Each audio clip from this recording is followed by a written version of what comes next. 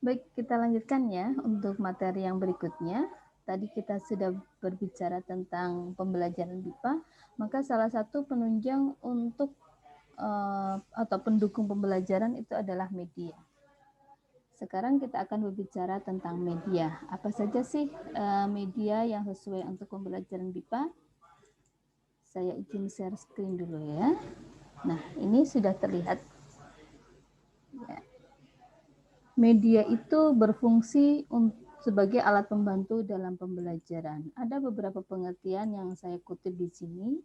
Yang pertama, media adalah sarana komunikasi bagi pengajar untuk menyampaikan materi kepada pembelajar. Jadi intinya adalah memudahkan pembelajar untuk memahami materi. Berikutnya adalah alat yang dipakai sebagai saluran untuk menyampaikan materi pembelajaran kepada pembelajar sehingga menambah efektivitas interaksi antara pengajar dan pembelajar. Jadi media itu dapat dikemas dengan berbagai macam. Kalau kita berbicara tentang pembelajaran daring, maka dikemas yang sesuai dengan pembelajaran daring. Ya. Kemudian fungsinya itu untuk apa, Mbak dan Mas? Yang pertama adalah sebagai alat bantu mengajar yang turut mempengaruhi iklim, kondisi, dan lingkungan belajar yang ditata dan diciptakan oleh guru. Apabila kita berbicara misalnya guru geografi, katakanlah berbicara tentang gunung meletus, maka tidak kemudian siswanya diajak ke Gunung Merapi untuk menyaksikan gunung meletus, tapi bisa dengan menggunakan media, gitu ya, yang menunjukkan bagaimana proses gunung itu meletus. Fungsi berikutnya adalah untuk memotivasi minat atau tindakan, menyajikan informasi, dan memberikan instruksi. Jadi media itu bisa kita manfaatkan sebagai alat untuk memberikan instruksi untuk Bapak dan Ibu. Nah, di sini kita akan melihat manfaat praktisnya. Yang pertama adalah media itu dapat mengatasi keterbatasan pengalaman yang dimiliki oleh siswa. Misalnya pembelajar kita berada di daerah tropis yang tidak pernah mengalami salju, maka dengan media kita bisa menyajikan suasana ketika musim dingin, misalnya begitu. Berikutnya adalah media dapat mengatasi batas ruang kelas. Jadi media itu bisa memberikan suasana di tempat lain. Media dapat memungkinkan terjadinya interaksi langsung antara peserta dengan lingkungan. Nah, ya.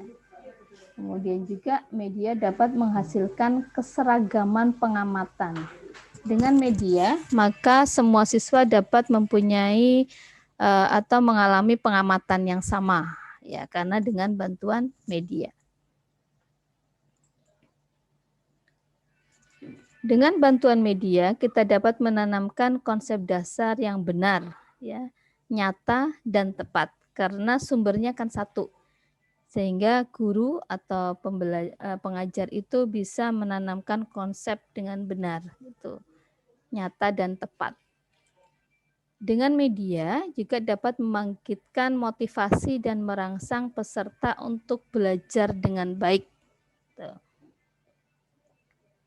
Media dapat membangkitkan keinginan dan minat baru siswa. Seperti yang kita ketahui bahwa setiap pembelajar itu mempunyai 3 jenis gaya belajar.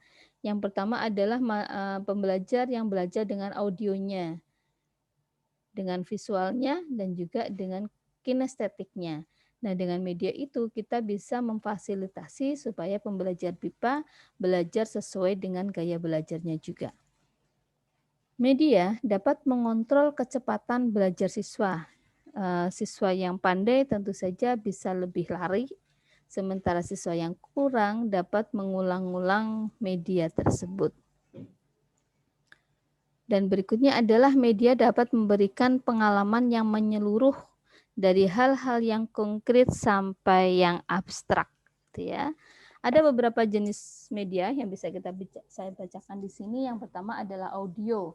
Kita dulu mengenal ada kaset, gitu ya. Kalau sekarang mungkin dengan YouTube, dengan video begitu ya, kita bisa menggunakan itu, atau Anda juga bisa mengulang-ulang penjelasan saya ini juga bisa sebagai audio visual juga, atau radio. Walaupun sekarang radio sangat jarang kita dengar, tetapi saya yakin masih ada yang sering mendengarkan radio. Media cetak itu juga buku-buku, bisa buku referensi, buku fiksi maupun non-fiksi ya. Walaupun buku juga lebih dekat pada bahan ajar, tetapi buku juga bisa digunakan sebagai media belajar. Audio cetak itu seperti yang kemarin sudah saya bagikan di pertemuan sebelumnya, misalnya bahan ajar yang dilengkapi dengan audio dan video, itu audio cetak. Ya. Proyek visual diam, misalnya dengan gambar-gambar, itu bisa membuat mahasiswa pembelajar kita mau lebih memahami bahasa Indonesia dengan mudah. Visual dengan audio juga bisa. Saat ini begitu banyak kita bisa belajar melalui YouTube berbagai macam cara membuat media yang bisa kita gunakan, terutama kalau mahasiswa pembelajar BIPA kita itu tidak ada di hadapan kita. Jadi kita menggunakan pembelajaran daring. Nah, media kita juga menyesuaikan. Kemudian juga dengan media nyata. Nah, itu lebih mudah lagi. Apabila kita memang berhadapan dengan mahasiswa kita agak sulit ketika menjelaskan Pulau Kalimantan seperti apa. Nah, dengan peta yang timbul itu atau global, maka mahasiswa bisa membayangkan seperti apa sih posisi Kalimantan, Sumatera, Madura itu ada di mana, gitu ya.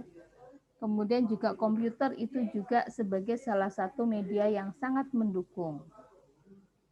Ada beberapa kelebihan dan kekurangan media Bapak Ibu, dan saya yakin Anda sudah memahami dari segi pemahaman pembelajar, kemudian mahal tidaknya pembuatan media tersebut, kemudahan membuatnya, kemudahan untuk menduplikasinya, kemudian bagaimana harus dilengkapi dengan warna-warna begitu ya. Nah, setelah kedua materi yang saya berikan ini, yang pertama tadi adalah tentang hal ihwal pembelajaran BIPA dari pembuka, penutup sampai teknik pendekatan dan sebagainya, dan sekarang di materi yang kedua adalah media. Maka setelah ini saya akan membagi Anda pada tugas-tugas individu yang tugas itu nanti akan dipresentasikan setelah mid semester. Jadi setelah pertemuan ini maka kita akan off dulu, Anda akan mengerjakan mid semester dulu, dan setelah itu barulah berikutnya adalah presentasi tugas individu. Nanti bagaimana pembagiannya, Anda kembali ke on class, kemudian Anda bisa melihat bagian Anda itu nanti akan apa ya begitu ya. Jadi nanti akan bisa dipahami di situ. Saja akan menyediakan forum diskusi. Jadi bagi Anda yang masih bingung tugasnya apa, nanti bisa ditanyakan di forum diskusi. Baik, itu mungkin untuk kedua materi hari ini. Kita akan melanjutkan di forum diskusi dan pembagian tugas. Gitu ya. Sampai bertemu di mid semester, semoga semuanya dimudahkan oleh Allah SWT untuk mengerjakan soal-soal pengajaran BIPA. Terima kasih. Assalamualaikum warahmatullahi wabarakatuh.